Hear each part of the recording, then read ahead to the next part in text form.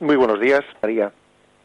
Un día más, con la gracia del Señor, nos disponemos a proseguir el comentario del Catecismo de Nuestra Madre de la Iglesia. El punto 784 dice así: Al entrar en el pueblo de Dios por la fe y el bautismo, se participa en la vocación única de este pueblo, en su vocación sacerdotal. Cristo el Señor, pontífice tomado de entre los hombres, ha hecho del nuevo pueblo un reino de sacerdotes para Dios su Padre.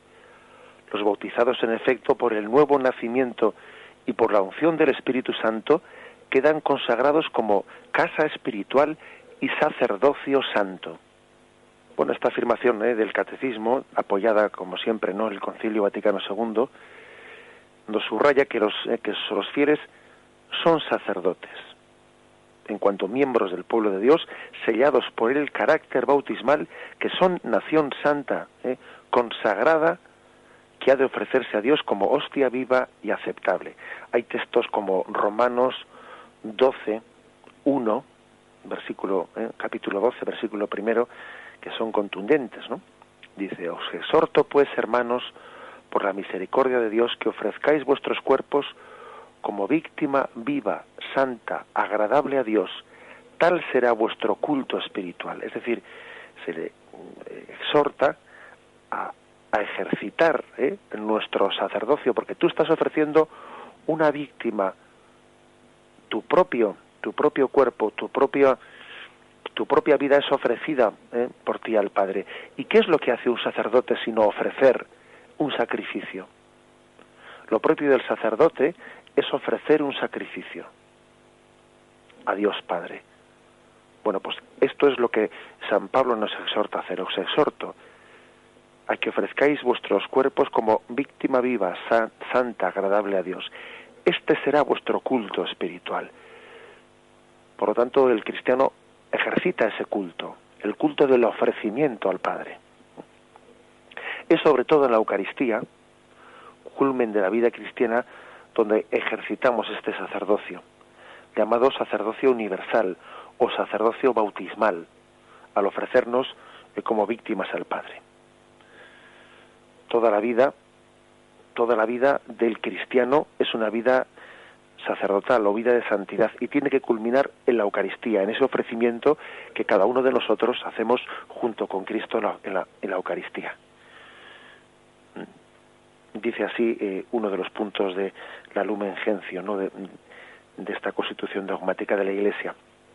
Cristo Señor, pontífice tomado de entre los hombres, a su nuevo pueblo le hizo reino y sacerdotes para Dios. Los bautizados son consagrados como casa espiritual y sacerdocio santo, para que por medio de todas las obras ofrezcan sacrificios y anuncien las maravillas de quien les llamó de las tinieblas a su luz admirable. Han de ofrecerse a sí mismos como hostia viva, santa, grata a Dios.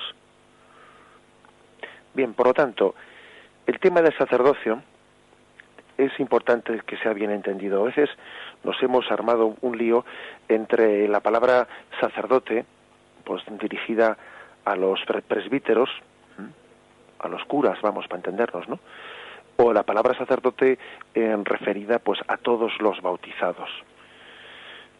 Digo que nos hemos armado un cierto lío, quizás también por el hecho de que el mundo protestante, la doctrina de Lutero, negó el sacerdocio ministerial. Negó el sacerdocio, pues entendido como nosotros lo entendemos, de esa vocación específica de los presbíteros o de los sacerdotes. Lo negó, y entonces él afirmó únicamente el sacerdocio común de los fieles, el sacerdocio de los bautizados.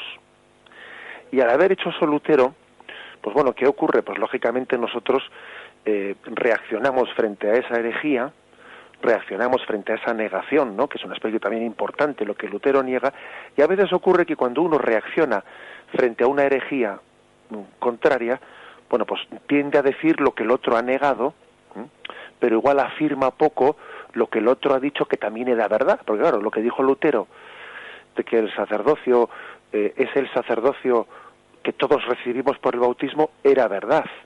Eso que dijo Lutero era verdad. Lo que pasa es que para decir esa verdad negó la otra, de que también hay un sacerdocio ministerial que es distinto, que es específico, que es esencialmente distinto, que es el sacerdocio ordenado por la sucesión apostólica, recibido, ¿no?, por la sucesión apostólica, pues en el colegio episcopal, recibido desde los apóstoles, los cuales ordenan a los presbíteros. Eso es lo que Lutero negó. Pero Lutero dijo una cosa que era verdad, que nosotros no debemos de olvidar por el hecho de que le dijese Lutero, que es que todos por el bautismo somos sacerdotes, en otro sentido, en el sentido de que ofrecemos sacrificios que son agradables a Dios y que nos unimos a la ofrenda de la Eucaristía, que no somos meros espectadores en la Eucaristía, no somos meros espectadores de lo que hace el cura, sino que nos unimos en la ofrenda. Por eso que importante es que cuando nosotros pues participamos, ¿no?, en la Eucaristía, entendamos que no vamos a oír misa. La palabra oír misa es una palabra, hombre, todo se puede interpretar bien, con buena voluntad, ¿verdad? Pero la palabra oír misa es un poco traicionera, porque parece que entonces el sacrificio lo ofrece el sacerdote y los demás somos espectadores. Nosotros no vamos a oír misa o a ver cómo ofrece el sacerdote, ¿no?, ese sacrificio. Nosotros vamos a participar activamente de ese sacrificio en el que el sacerdote, con ese sacerdocio ministerial que tiene, recibido por la sucesión apostólica, él transforma el cuerpo y la sangre el pan y el vino en el cuerpo y la sangre del Señor, y eso solo lo puede hacer él. Eso no lo puede hacer el sacerdocio común de los fieles. Eso solo lo puede hacer él por esa imposición de las manos de los obispos. Y ese sacrificio que el sacerdote pues ha preparado, lo ofrece él y todos nos unimos en esa ofrenda. Por eso nos participamos, el fiel cristiano no participa como espectador de esa ofrenda, sino que él ejercita su sacerdocio cuando ofrece a Dios. Cristo al Padre lo ofrece, y junto con Cristo está ofreciendo toda su vida.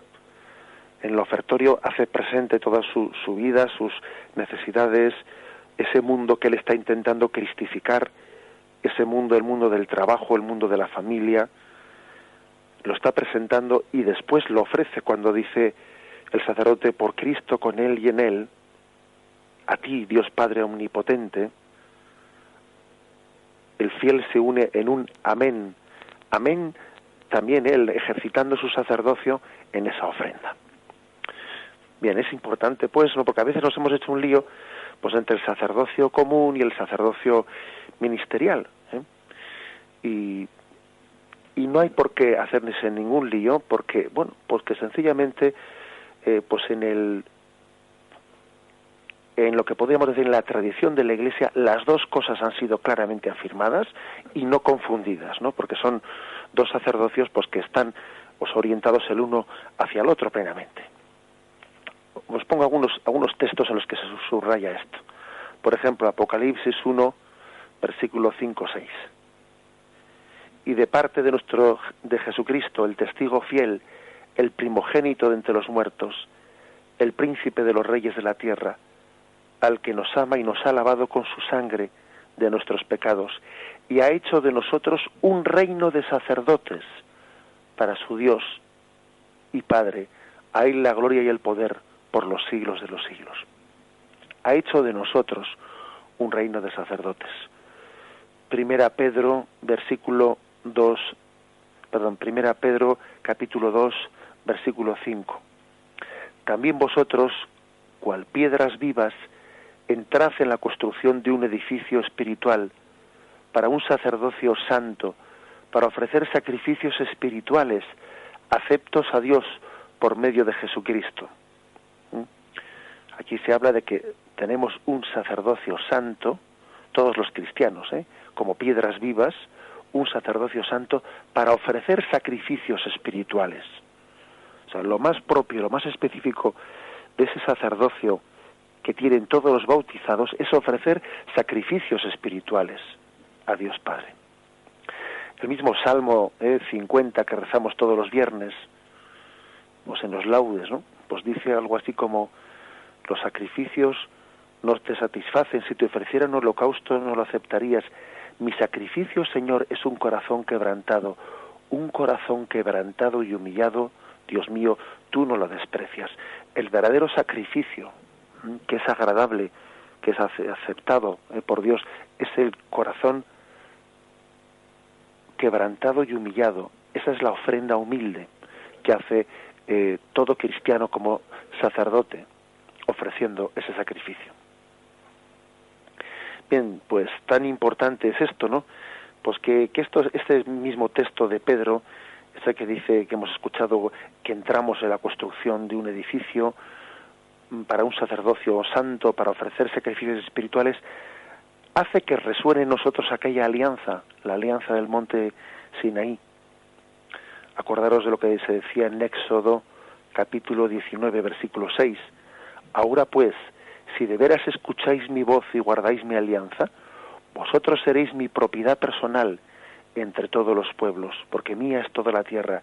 Seréis para mí un reino de sacerdotes y una nación santa. Estas son las palabras que has de decir a los hijos de Israel. Bueno, fijaros lo que le decía Yahvé a Moisés en el Sinaí. Seréis para mí un reino de sacerdotes y una nación santa. Porque recibiréis esa capacidad de ofrecer sacrificios a Dios.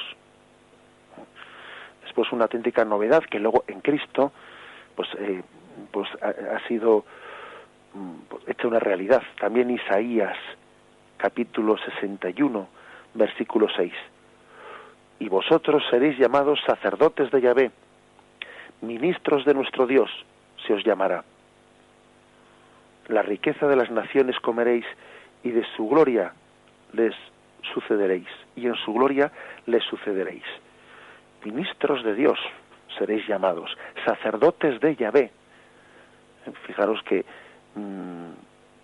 es la forma en la que el mismo profeta Isaías profetiza, ¿no? Seréis llamados, y lo ve como algo que está un poco todavía en ciernes, se está preparando. Claro, en Cristo ocurrirá esto. En Cristo, y por la unión que tenemos con Él en el bautismo, entonces seremos pues configurados como sacerdotes, como nación santa. Bien, hay muchos textos más. Por ejemplo, 1 Pedro capítulo 3, versículo 15. Al contrario, dad culto al Señor en vuestros corazones, siempre dispuestos a dar respuesta a todo al que os pida dar razón de vuestra fe. Es decir, dad culto en vuestros corazones. El cristiano está llamado también a que ese culto que da, pues no es únicamente un culto litúrgico. En su corazón está adorando a Dios. Su corazón es un altar. Nuestro corazón es un altar. Nuestra conciencia es un altar en el que ofrecemos a Dios, ¿no?, ese culto agradable, el de la alabanza, el de la ofrenda de nuestro sacrificio. Siempre que un cristiano pues se levanta, hace la oración de la mañana, pues tiene que pensar que está dando un culto agradable a Dios, que su corazón, su conciencia es el altar donde da ese culto. Bien, pues dicho esto, podemos concluir quizás el comentario a este punto, insistiendo, ¿no?, pues remarcando que el carácter bautismal nos configura como miembros del cuerpo místico de Cristo, que lo recibimos de esta forma, capacitándonos, ¿no?, para este culto de la religión cristiana, y que por la confirmación, también por el sacramento de la confirmación, nos unimos más perfectamente a la Iglesia, ¿no?, siendo enriquecidos pues por el Espíritu Santo, también para dar testimonio profético. Alabado sea Jesucristo.